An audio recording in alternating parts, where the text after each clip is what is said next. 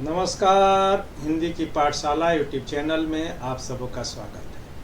अब हम लोग रीतिकाल के प्रसिद्ध रीति सिद्ध कवि बिहारी लाल द्वारा रचित बिहारी सतसई का 68वां दोहा पढ़ेंगे, उसका अर्थ जानेंगे और उसकी व्याख्या करेंगे। दोहा है, थोरहि गुण रीझते बिसराई वह बान, तुमहु कान्ह मनो भय आज काल्हि के दान, आज काल्हि के दान। अब इसमें कठिन शब्द है। थोड़े यानी कि थोड़े से, मामूली से, तनिक से। ही गुण, गुण यानी कि गुण, विशेषता, आराधना, प्रार्थना यहाँ पर करता है। पर रीझते, थोड़े ही गुण पर रीझते यानी कि रीझ जाते हैं। बिसराई वह बान, बिसराई यानी कि बिसराना यानी कि जो है भूल जाना। वह बान यानी कि वह बान यानी कि आदत। तुमहु यानी आप भी। कान यानी कि श्री कृष्ण। मनो यानी कि मानो। भय माने हो गए। आज काल यानी कि आजकल के आधुनिक युग के दान यानी कि दानी या दाता। अब इसका संदर्भ तो पहले ही ऊपर बता ही दिया, बोल दिया। और प्रसंग तो प्रस्तुत दोहे में भक्त सख्य भाव में अपने आराध्य को उलाहना देते हुए कह रहा है कि आपकी प्रसिद्धि है कि आप भक्त वत्सल हैं। भक्त के थोड़े से गुण पर भी आप रीझ जाते हैं और उसको मोक्ष प्रदान कर देते हैं। मगर मैं कैसा भक्त हूं और आप कैसे हैं कि मैं इतने दिनों से इतनी अधिक आपका आपकी प्रार्थना की, आपकी आराधना की, आपका से अनुनय भी नहीं किया, किंतु आपने मेरा अभी तक उद्धार नहीं किया है।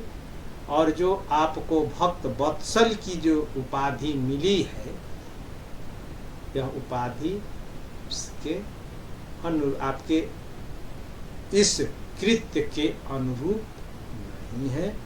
यह उपाधि अब आपके लिए शोभा लायक नहीं है। तो अब इसकी जो है व्याख्या, तो भगवान को उनकी भक्त वत्सलता पर उलाहना देते हुए उपालंब पूर्ण शब्दों में कहता है कि हे कान, अर्थात हे श्री कृष्ण, आपके संबंध में तो विख्यात है कि आप थोड़े से ही गुण पर जो है रीझ जाते हैं।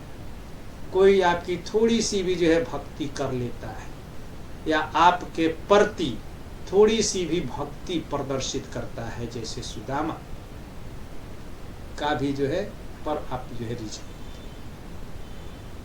तो आप उस पर रीझ जाते हैं, उसका जो है कल्याण कर देते हैं, उसको मोक्ष प्रदान कर देते हैं, परम पद प्रदान कर देते हैं। किंतु मेरे संबंध में ऐसा लगता है कि आपकी जो वह आदत थी, यानी कि भक्त वत्सलता की या भक्त के थोड़े से ही अनुनय विनय प्रार्थना और आग्रह पर रीझ करके उसको मोक्ष प्रदान करने की लगता है कि उस आदत को आप जो है भूल गए हैं। है, बिसरा दिए हैं, तभी तो।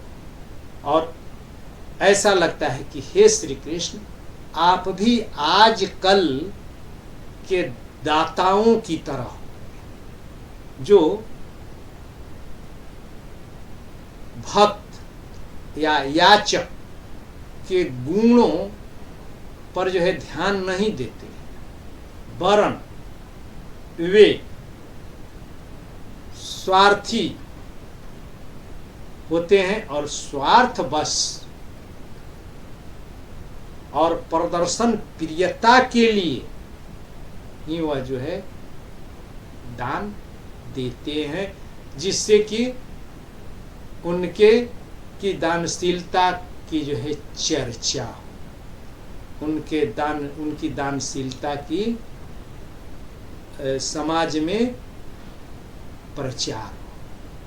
तो पहले आपने भक्त वत्सलता दिखाई, गुणों पर रीझे, भक्त को मोक्ष प्रदान किए, मगर अब आप भी जो हैं आजकल के दानियों की तरह हो गए हैं, जो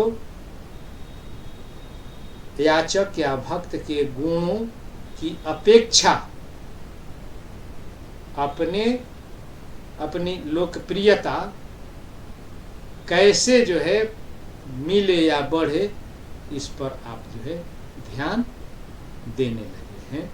अब इसमें जो है विशेष क्या है, तो यहाँ पर भाग वैदग्ध, यानी कि कैसे जो है एक भक्त अपने भगवान को चुनौती दे करके उन्हें प्रेरित करना चाहता है कि वे उसका कल्याण करें। तो भक्त का ऐसा उपालंब निश्चय ही भगवान को जो है या प्रभु को सोचने के लिए विवश कर देने वाला है, और साथ ही भक्त का यह जो है कि आत्मविश्वास का भी जो है परिचायक है कि भक्त ईश्वर के प्रति अपनी भक्ति को लेकर के आश्वस्त है कि इतनी जो है भक्ति के बाद, ऐसे अनुनय विनय के बाद प्रभु उसकी खोज खबर लेंगे। अब इसमें आजकल ही के दानी के माध्यम से आजकल के दानियों या दाताओं की प्रदर्शन प्रियता और दानियों के स्वार्थ से वशीभूत होकर के किए जाने वाले दान पर जो है करारा व्यंग भी किया गया है। और इसकी शैली जो है दोहा छंद है, जिसमें 24 प्रत्येक चरण में 24 मात्राएं हैं, और इसमें अलंकार तो काव्यलिंग अलंकार है उत्प्रेक्षा, और विसराई यह बान में वृत्त्यानुप्रास अलंकार है। भाषा लालित्यपूर्ण है, आलंकारिक है, अर्थ गांभीर्य से युक्त है, और व्यंग्यात्मक भाषा व्यंग्यात्मक है, और साहित्यिक होते हुए भी परिनिष्ठित ब्रजभाषा है। इसमें कल्पना और भाषा की समासिक शक्ति का अद्भुत उपयोग करते हुए बिहारी ने दोहा रूपी छोटे से छंद में भावों को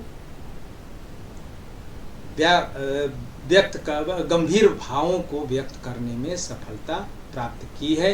इसीलिए उनके दोहों के बारे में कहा जाता है कि देखन में छोटन लगे घाव करे गंभीर, और उन्होंने दोहा रूपी छोटे से छंद में